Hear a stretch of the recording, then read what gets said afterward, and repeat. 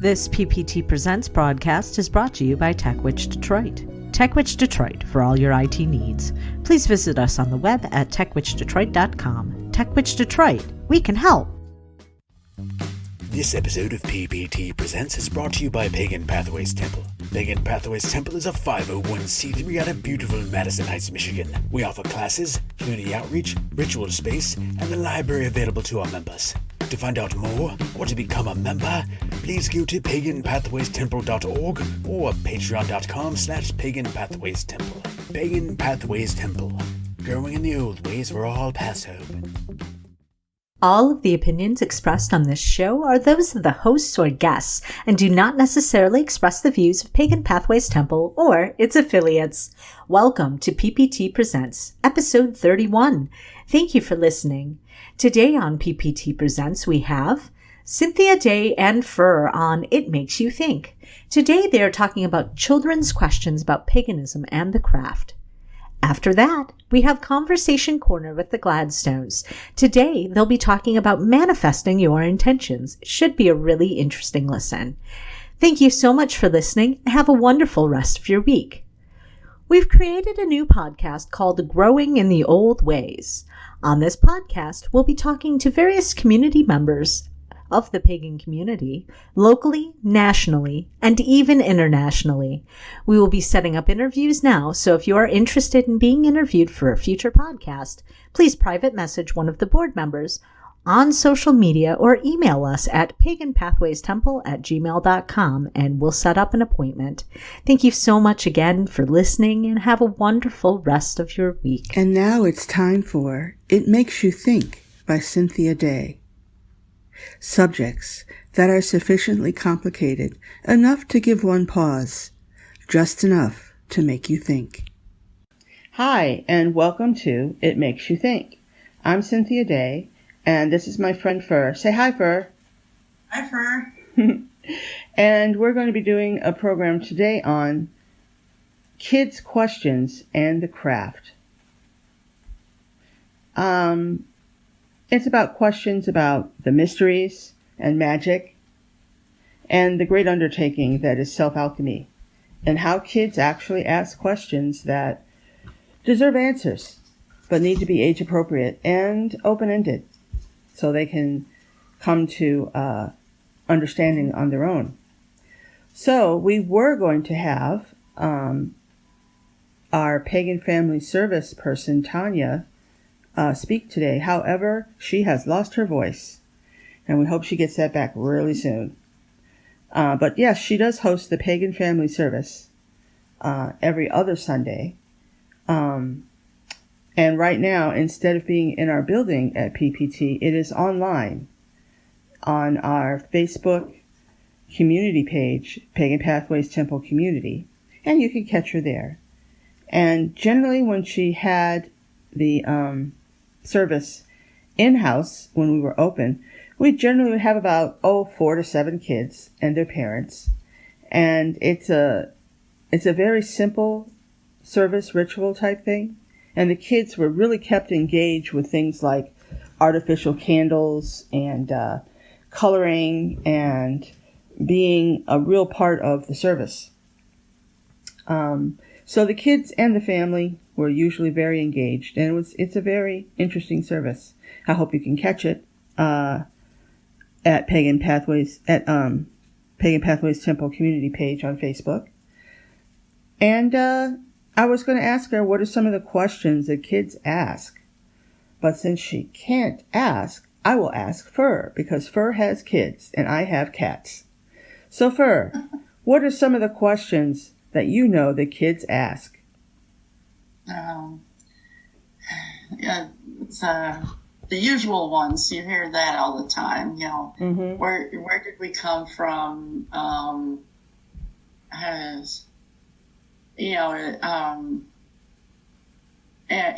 the thing with me being pagan, I'm not into the usual answers, and I get different answers out of my family, my extended family and stuff, and they get, well, God made man, and they come to me and ask me different things, and well, that's what your grandmother believes. That's what they believe. And well, who made God? Where did God come from? Yeah. Real deep questions. How's the earth here? Why is there plants? These questions are really delving deep into physics. And to tell you the truth, when I was that age, I was asking very, very deep questions because at 7, 8, 9 years old, I was getting more and more scientific in what I wanted for answers. You describe yourself as agnostic, but open. Can we talk a little bit about that and how you're keeping your children's minds open to religious thought or spiritual thought? Well, at one time, I did delve into Wicca, and I was practicing for a while, but I kind of was, as I got exposed to more different things and different religions, different theologies, and philosophies, I got a much broader view, and I would consider it more agnostic because of the fact that I can see where in some religions they would say that, in Islam they believe that, the Quran and all this, but over here we got Christianity, they got, Judaism? Different, Judaism? Yeah. And I can see really where they're looking at the same storyline, the same, historical things that happen, but just seeing it from different points of view. A lot of different, Asian belief systems or Chinese, they have more of an earth-based, and you're part of the whole, not the forelords over the, you're not the keepers of the throne. That's one of the main differences, I think, is that in the Abrahamic faiths, humans are seen as being the caretakers of the earth, and that we are above all of the creations of the earth. As a matter of fact, that we are spiritually not truly of this earth, but of God. That is the Abrahamic belief. But in Asian beliefs, just like you said, there's a feeling of belonging and family relationship with the earth and the elements, which is pretty close to the paganism belief. Yeah. But trying to keep it open as much as, because my children, I know that my kids are going to come into contact with many different belief systems. It may not be overtly. My neighbor is Hebrew. My son had a therapist that was Islam, or she was Muslim. And so they have all this different, I was raised in a basically Methodist, Christian, hardcore, fundamentalist area where all there was Christianity. Like it or leave it, that's all there was. Now, there was a few people that believed in some of it. Like my dad was one of those, he believed in it, but he really didn't practice any of it. It's, he was non-religious for the most part. And my brother is too. But my mom is hardcore, she may not go to church every Sunday, but this is the way really it is believes, because the Bible says. Because the Bible says so. She really believes. Yeah. And there's something to be said for having faith that strong. And I don't knock her for it. And I try to keep open to it, and I try to teach my kids to respect that. Because, my kids, especially Alexis, my daughter's a lot more inquisitive. Well, what is faith? What is that? Why do people believe different? There's a whole lot of, answers to that you can't, come up with, especially make it age appropriate. And I'm trying to leave it open with people believe different ways because that's how they're raised, or that's what they know is to be true. Yeah. And, but I'm not trying to say, well, the way I was raised, Muslims are wrong. Yeah, you can't say that. And, and that was, Christianity is right and everybody else is wrong. If you believe in a different God or a different way, it's wrong and you're going to hell. Yeah. Yeah, you're going to hell. Yes. Yeah, and that's just the thing. But I tell you, at Pagan Pathways Temple, we're really a non-demand fellowship. You don't have to believe in anything at PPT. We just hope that you find your path and that somehow we can help you. And children, when raised with openness, inevitably their curiosity will lead them to find their own path. Each one believing however they wish, as they grow up and finding a path or even developing a path that suits them spiritually. But I think that one of the most important points about answering children's questions about spirituality, and I'm going out on a limb here because I am not a mom, is that the entire aspect of spirituality is a deeply personal one. Nobody can tell you what your connection to divinity is. All that is important is that you feel it in whatever way that you do. And as a kid, I felt it when I was in nature or in a forest or somewhere. I knew that I was not alone. I had my own concept of divinity, even at 7, 8 years old. Mm-hmm. Yeah. And I knew that I started seeing some holes in some of the Bible stories that we were being raised with, and that's where they start you out with, in Bible school, and in church every Sunday. You start learning the hymns. Well, that's how I was raised. We learn the hymns, we learn the songs, and we learn the stories. Moses and But you had questions. Yeah, but the thing is that to me, at this point, I can look back and say, well, I can see where it might have been that they were using mythology or stories to teach morals. Mm-hmm. And it seems so much like so many Christians are using those stories as history, as fact.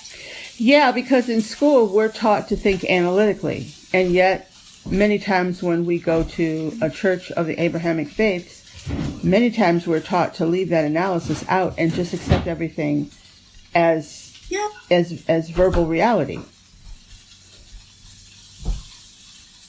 I'm sorry, I'm not one of those that believes that the Bible was a history book.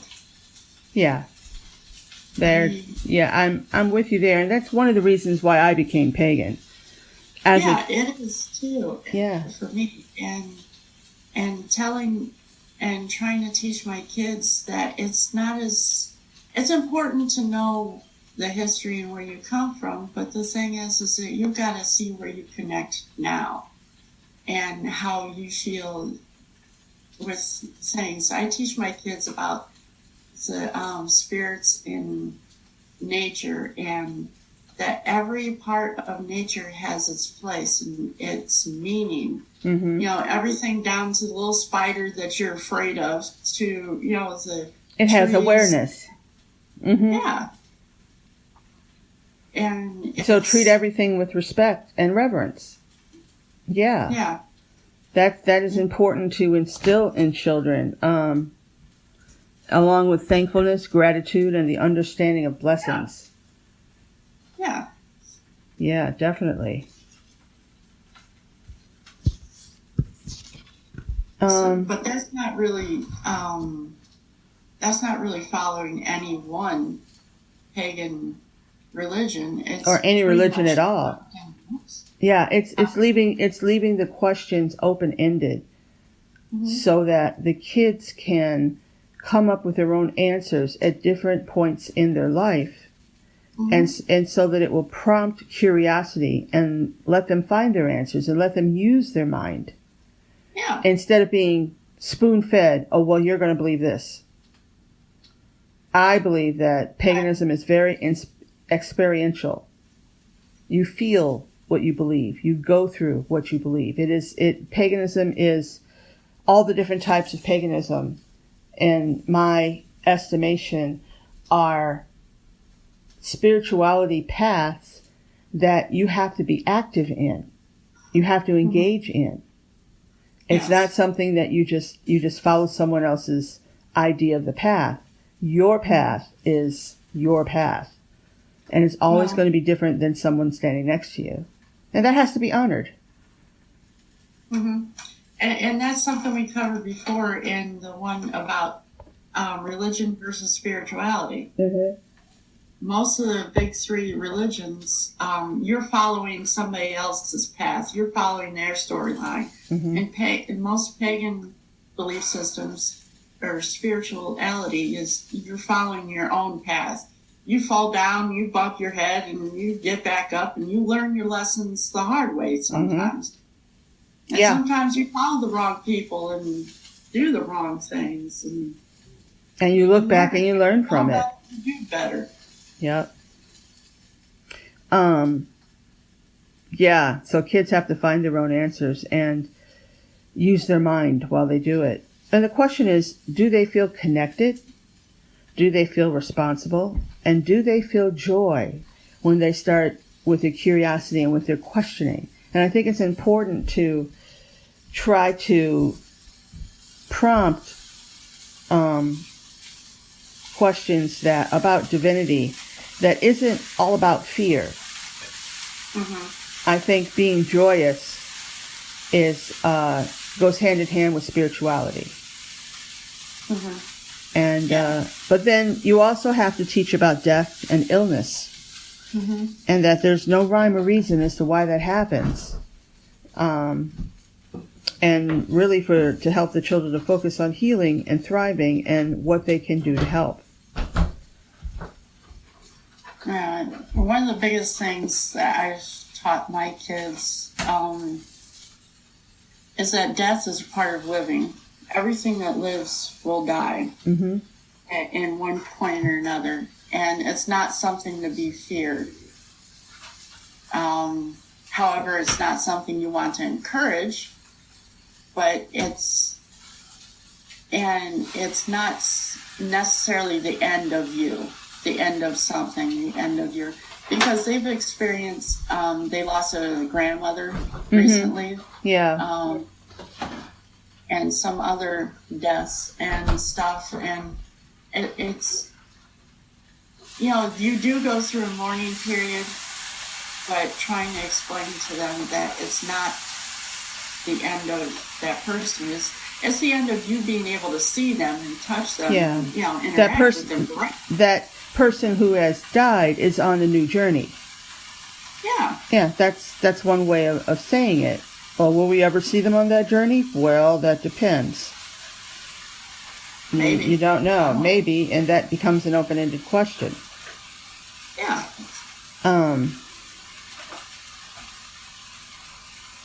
One thing that I also wanted to cover was magic with children. There is the unicorn magic that's not real, and then there's mommy's magic. That is real. Boy, you better believe it. And that's magic spelled with a K. M-A-G-I-C-K. That kind of magic is what we're talking about. That's the magic of personal manifestation, intention, mm-hmm. and self-direction. I still think it's hilarious with Alexis. Why? What happened? I told you she thought that I could teleport. Oh, God. That's right. What was she doing that she thought you were teleporting? Well, my bedroom is upstairs. Right. And she came in my room and she was talking to me and she went downstairs and she didn't see me go past her in the living room, and all of a sudden I'm in the laundry room doing laundry or something, and mm-hmm. she's like, "How did you get down here?" And I said, "I teleported." Yeah. I said, "I thought you knew Mommy did magic." And she's like, looking at me. Whoa, she believed you 100%. Yep. And the other day, she'd come into my room. She's like, I want you to teach me how to teleport. Take me. See, now you started this. You started it by telling her you could teleport. And I told her I never reveal my secrets. So, that's mommy magic. Well, all mothers have magic. You gotta understand that. Every mother has eyes in the back of their head. They know what their kids are up to. Yeah. Put that down. How'd you see? They're in the other room sneaking food out of the kitchen. Every mother knows that. Yeah. You know. You just know. You have that knowing about you. I've seen that 1,000 times. The Lord knows I experienced it as a child as well. But yeah, it's different when you do rituals in comparison to the stuff they see on Lord of the Rings. Yeah, like I said, that's unicorn magic. It's not real. We have to make that distinction. I wish it were that easy. Yeah. Yeah. Trying to make the distinction with kids is hard. But even so, some kids can get into a situation where they're afraid that their magic has caused something negative to happen. And so I think it's important to instill in the child responsibility, but at the same time have them understand that just because you think about something, maybe even think about it a lot, doesn't mean that you have caused something to happen. Because magic has to be guided by intention. Because energy flows where intention goes. And your energy can be all over the place, but if you don't have intention, it's just going to dissipate. So Mary, you did not make that happen just because you thought about it. There was no energy behind your thought and no intention.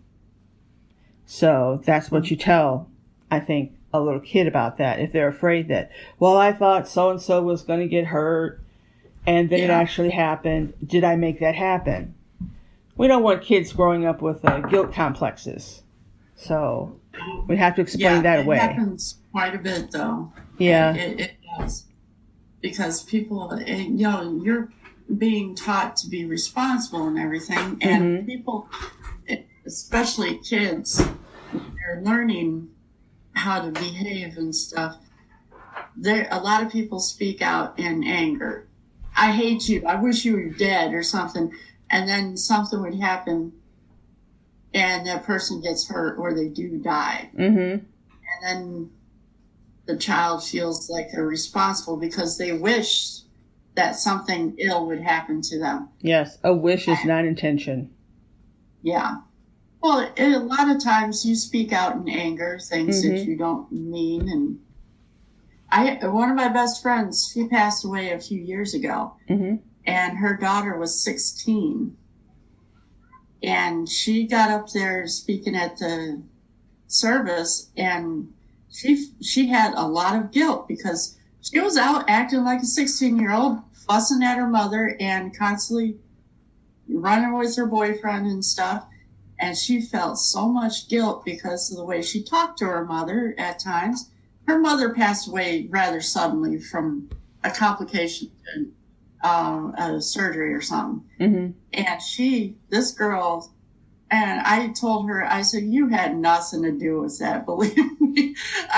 You just acting like any other 16-year-old girl.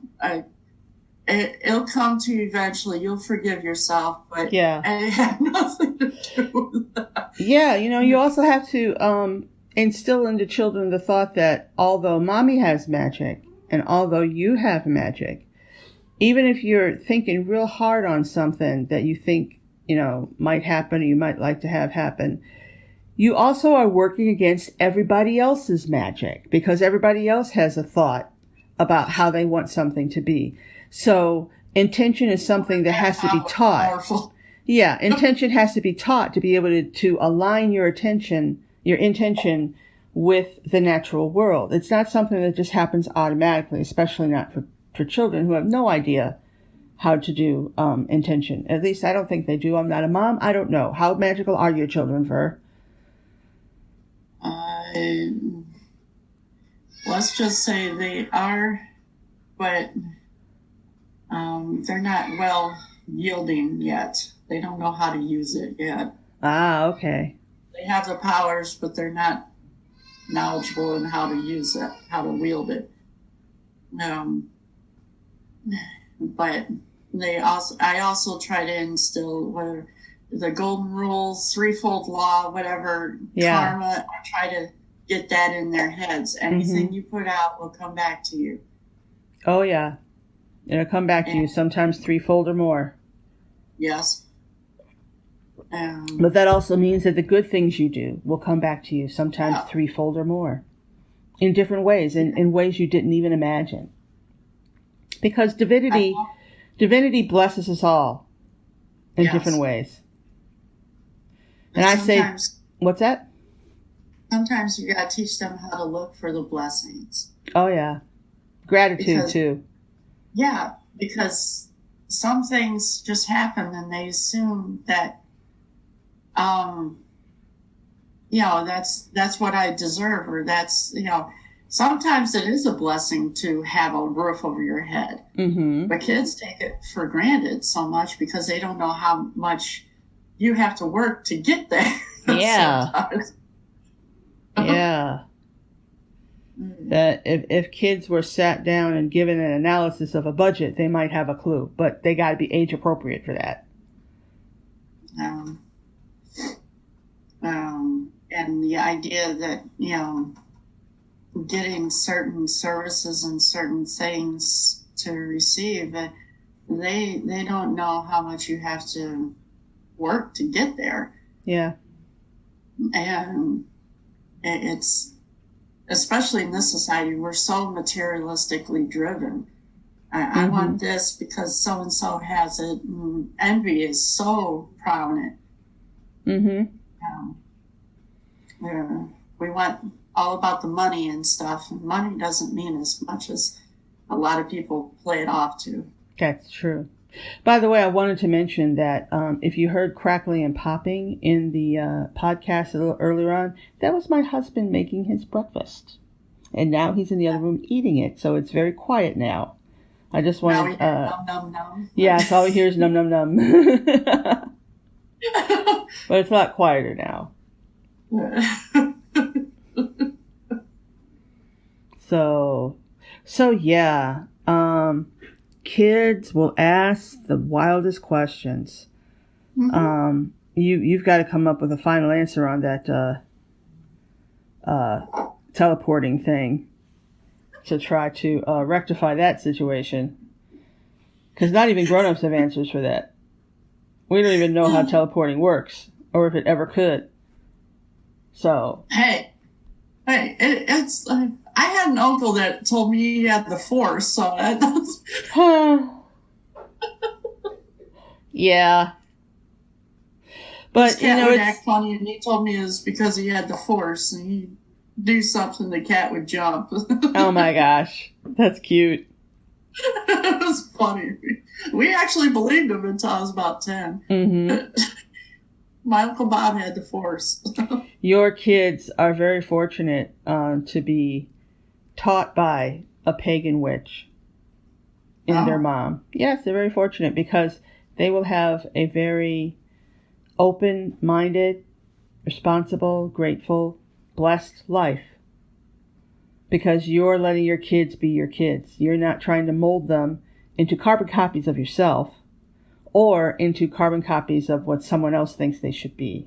And I think as a non-parent that is a wonderful thing to do and a wonderful way to be as a parent, to let your child grow however the child wants to grow and learn whatever they want to learn. Mm-hmm. Because that stuff is innate. That stuff is a blessing to the child to have curiosity about the world in the first place. Mm-hmm. We get old, we get jaded, we forget. We lose our dream early on, and sometimes we don't care to come up with another one, and we just exist. But children bring a certain vibe to life. And I've not been around children that much, but when I'm around your children, I catch that vibe, and I'm happy to be alive.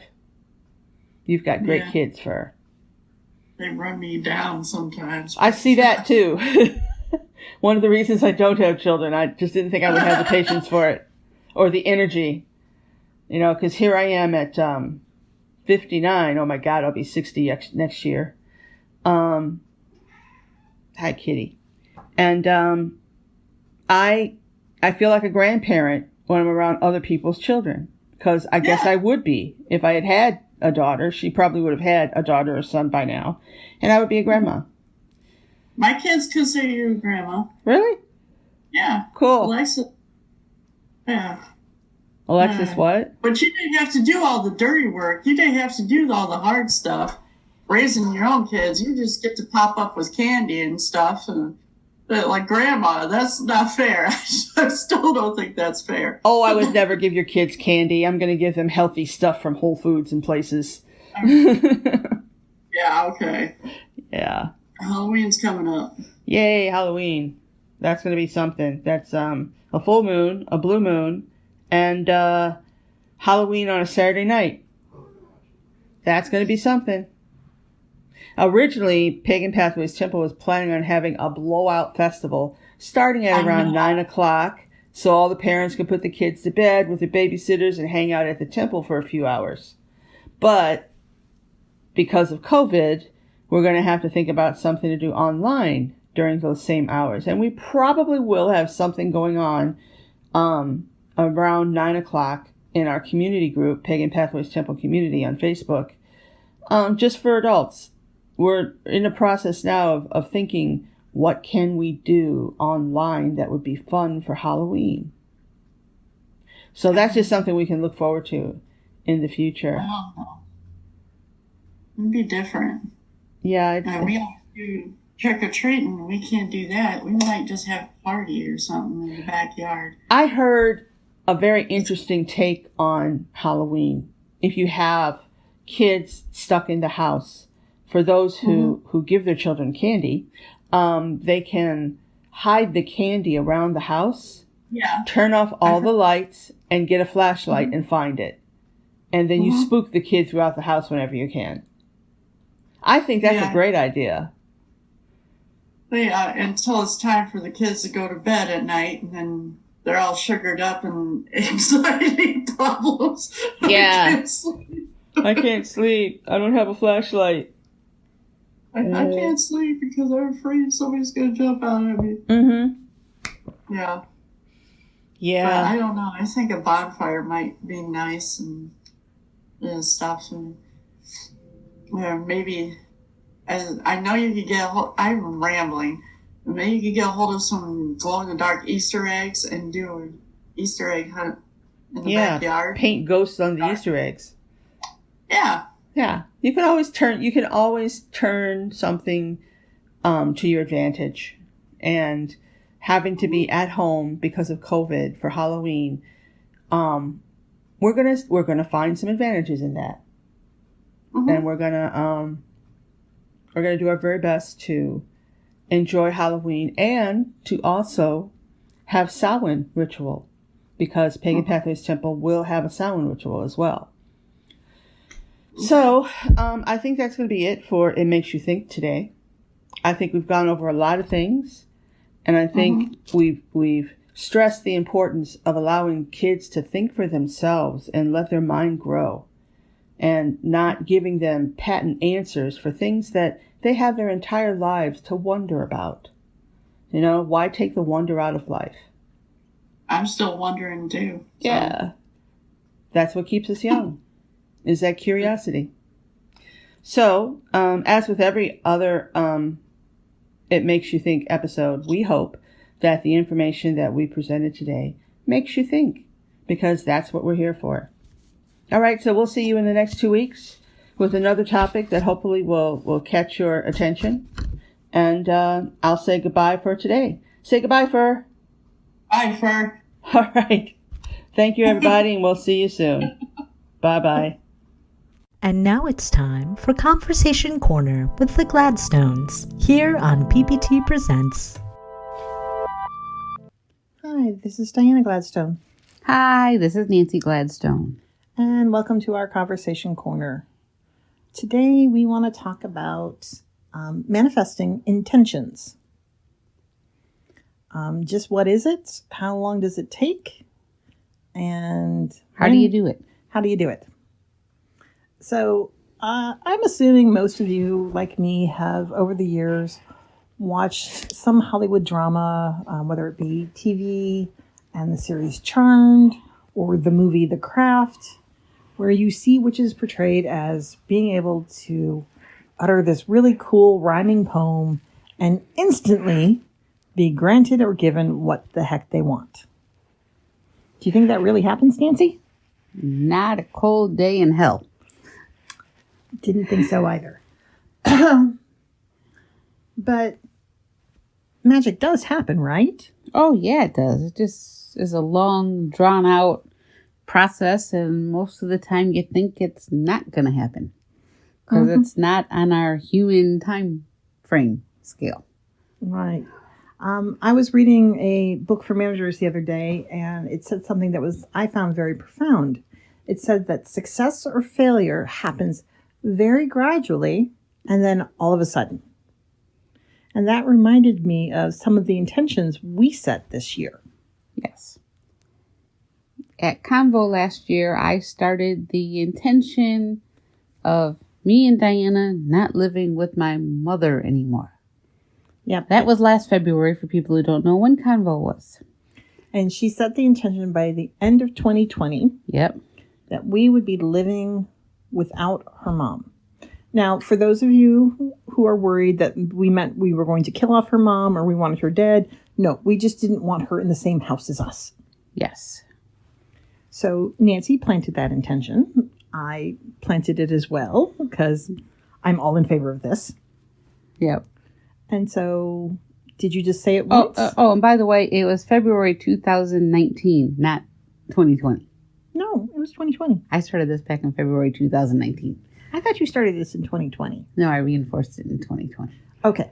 So, again, point of fact, so apparently she's been doing this longer than I have. She told me about it in 2020. So, did you just say it once and let it go? In 19, yes.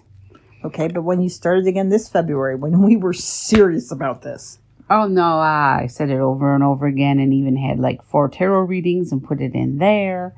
And I had a Peruvian fire ritual and put it in there. I done candle magic. I put it in there. I put it all over the place. I put it in my meditations. Yeah. And so I put it in my shaman practice. So since February, Nancy and I have been saying this over and over and over again. And it seemed like it was going nowhere. But things were getting so bad 2 months ago, we started, investigating every single apartment, literally within a 30-minute radius of our house now. And we found the perfect apartment for us that we were going to go look at 2 weeks ago. So since February, we've been caring for our attention, kind of like adding it a drop at a time into a reservoir. Yes. Going, okay, we're just going to put another drop in. It's going to build up eventually. And finally, 2 weeks ago, the dam broke. Yes. We finally put enough water in, enough attentions in, enough willpower, manifestation in, that while her brother was here, he and Mom got into a bit of an argument, and he's like, well, why are you being so grouchy? And she's like, finally admitted, I'm not happy with life. I'm tired of living in this house. I'm tired of feeling like I just exist. I want to feel like I live again. I want to go to someplace with people my own age and with activities. And then went in her room and got out a stack of assisted living brochures that she's been collecting for the past 2 months. The same 2 months we've been looking at apartments, and said, here, see, there's proof. I've been looking. I want out of this house. And so, but she was looking at the wrong thing and didn't want to go to an assisted living. Yes, she wanted more independence. That's part of what she didn't like about all the assisted living is she's like, I'm not that bad off yet, despite being 88. Yep. And being uber picky. I mean, very. But suddenly, all this came out in the open. And now, 2 weeks later, She has, Nancy went online, found 3 or 4 different independent living apartments that she could look at. She found one that she absolutely fell in love. Nancy did a little bit of money magic, which she's very good at. Yep. And got the price down from $3,000 a month to $2,500. So Mom can afford it. Yes. And Mom has signed the contract, and we move her in on September 14th. Huzzah, universe. Yes. But it's something, we've been putting our intention and our will towards this for quite a long time, and nothing seemed like it was moving until suddenly. I mean, we thought for sure when the pandemic hit and COVID came that she was going to get COVID, and COVID was going to be the reason why she moved. And we were afraid of that because we don't want her dead, and so we took very much precautions. It's not like we threw her out there trying to expose her. Yeah. But then again, living with her through COVID has made it to the point where it was unbearable for us, so much so that even though Nancy could not give up being her caretaker, we could no longer live with her. So we were looking for apartments that were close enough that Nancy could still take care of her, but that we could still be separate. Yes. That I could go home to every night. And de-stress. But so this was, when I read that phrase that success happens gradually and then suddenly, this was the perfect example for me and perfect metaphor for me for intentional magics. Because it seems like, you have to keep putting the will in them. I think of it as a river flowing to a dam. You have to build, or like there's a kink in the hose. You have to build up enough pressure behind that kink in order to blow through it and get what you want. And you have to keep asking. Like I said, I did once in 2019. But in 2020, every chance I got, I put it out there. That this was going to happen. And for the longest time. And we put a time limit on it. We said in 2020. Mm-hmm. We weren't going to say eventually, because eventually we were going to be living alone, because she has to die at some point. Yes. Not soon, but some point. But we didn't want to wait till that. Yeah. So another example of, how you have to pay attention to your intentions. Yes. Quite a few years ago, I was on a reporting team, and I was managing data. And my favorite saying was, I like to manage data. I was never going to manage people, because data did exactly what I told it to, and people never do. Yep. So as a result that I was so firmly against management, I ended up getting moved out of my reporting team to a separate team, which I absolutely positively hated. That's an understatement. I hated it was within my same department, so I could see my old team and see the things they were doing. But the person I was working for, she's a nice person. Her and I could not get along because she was fond of having invisible hoops that I needed to jump through. And I don't like smacking my head on invisible hoops. You want to paint them for me, I'm fine jumping. I just hate the invisible ones. Yes. So for about 6 months, I kept putting it out there that I wanted to find a way to get back into my team. I missed being part of the team. I missed being the team lead.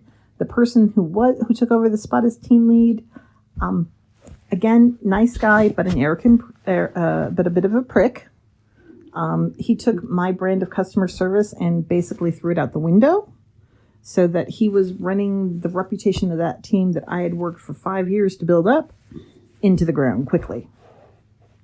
So for 6 months, I kept putting it out there. I wanted to come back into reporting. I wanted to come back in reporting, and I wanted to take back the lead of it. So, in fact, I actually put that into a stick at a Peruvian fire ritual in June. And then suddenly in July, the director of that team announced he was leaving. Which we never thought would ever happen. Yeah, I couldn't believe his butt was ever getting out of that chair. He had been there for 10 years. He showed no indication of wanting to go elsewhere. And suddenly he announced he was gone. And so the director of the division actually called me in for a meeting after he announced this. And she was not fond of the team lead at that time either for the reporting team because, again, he had been kind of like a douche. He really had tanked the reputation of the team, and she was ready for a change. She didn't want to give him the management role, but at that time, she knew I didn't want it, or at least she thought I didn't want it.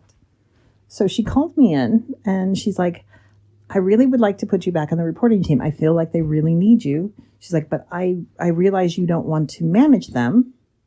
And I'm like, well, actually, I think I might. I don't want to work under the guy because he and I don't agree on customer service. I'm like, so I think I may want to try management. And she was like, oh, really? She was so excited. She was floored that I was willing to do this. Because she didn't want that guy as manager either. And so she's like, okay, well, to be fair to you, I'm gonna put you in it as the interim, give you 3 months, see if you really like this because you are very valuable to here and I don't want you to hate it and then us lose you. So she put me in. And during that 3 months, he sabotaged her left and right. He threw an ever-loving tantrum. However, I handled him. I handled all the problems he created. And not only did I do an okay job, I was good at it and I liked it. And you were so good at it that your boss was thinking of moving at the time and was grooming you for her position. Exactly. So she gave me the promotion to assistant director.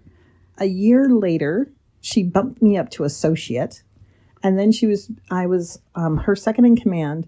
And then she was grooming me to try, because she was leaving to take her spot. Yes. So again, all it took was this setting my attention of not only did I want to go back into my reporting team, but I wanted to go back as a leader.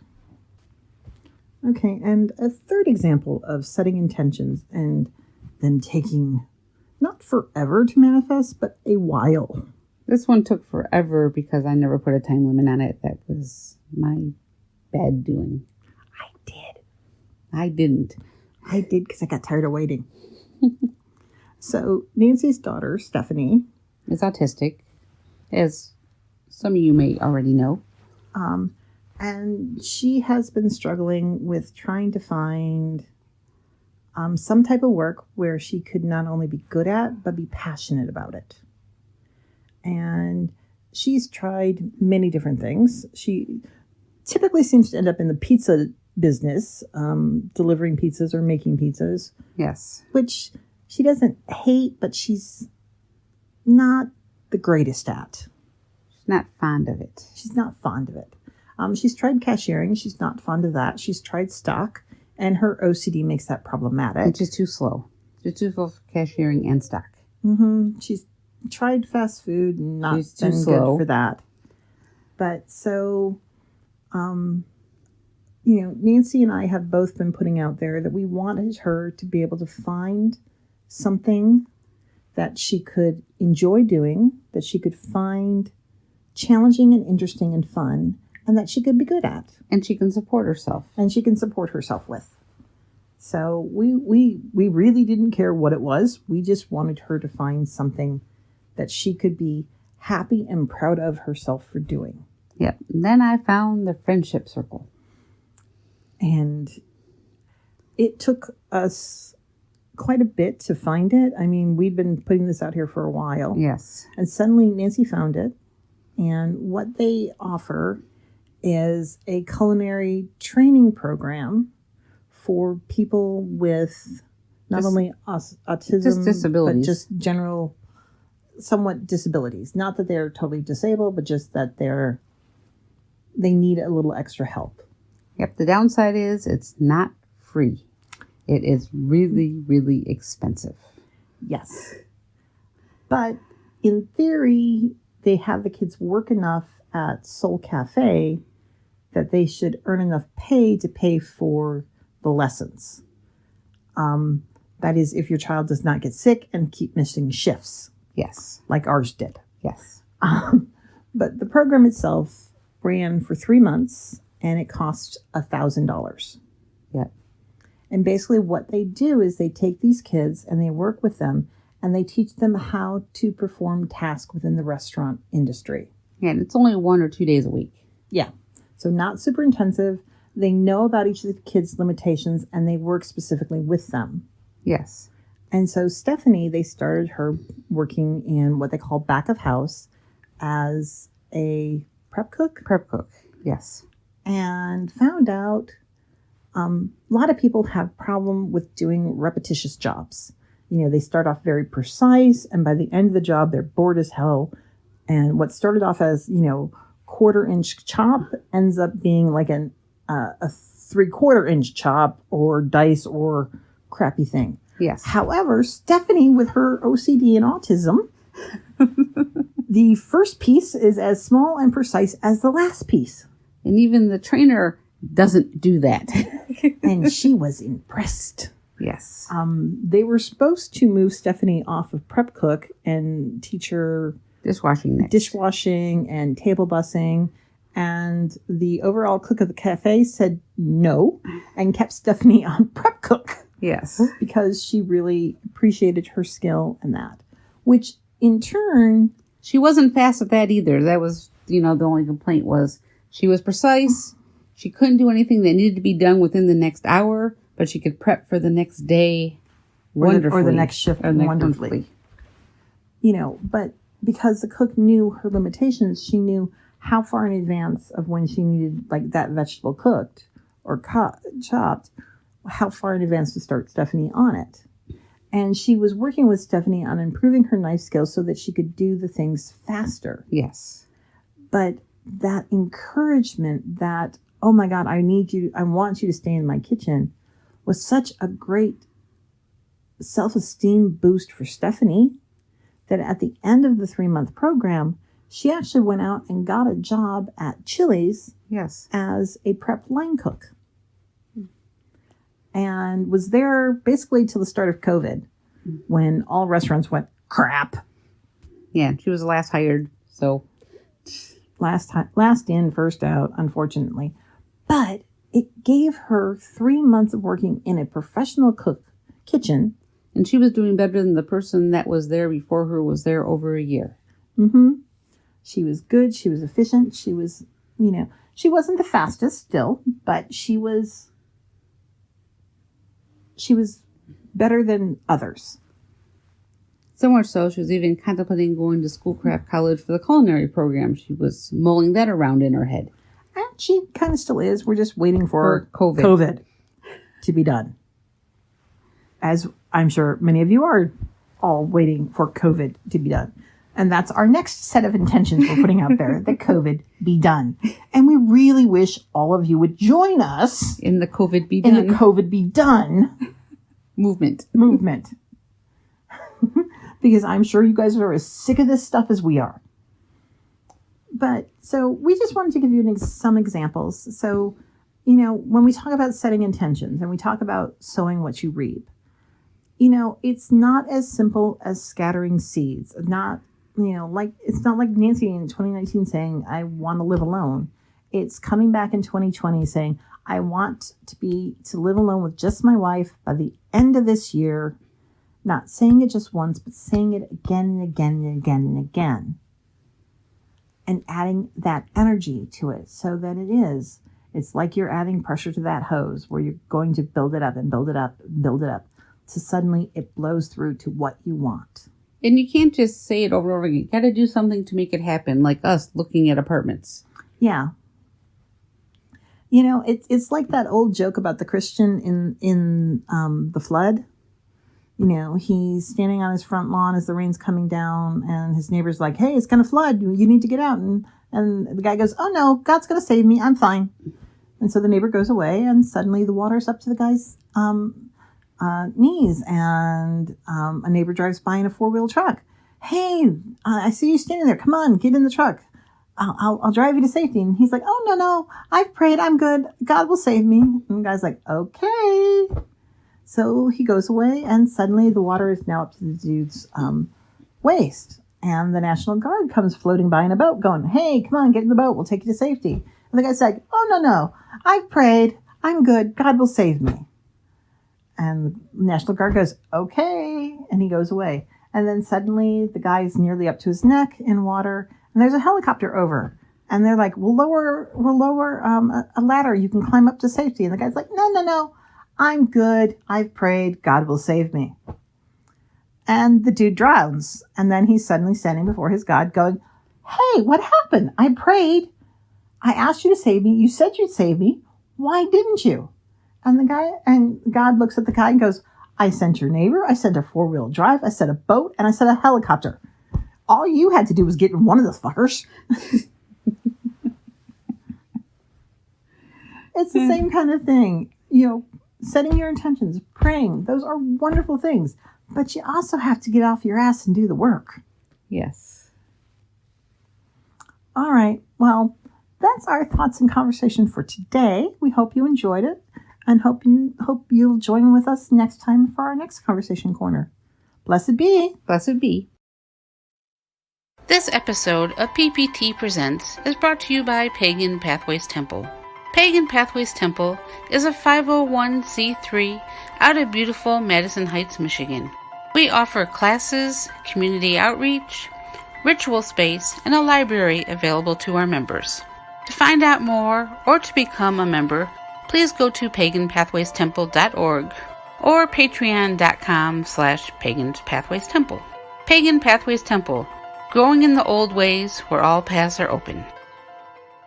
This PPT Presents broadcast is brought to you by TechWitch Detroit. TechWitch Detroit for all your IT needs. Please visit us on the web at techwitchdetroit.com. TechWitch Detroit, we can help.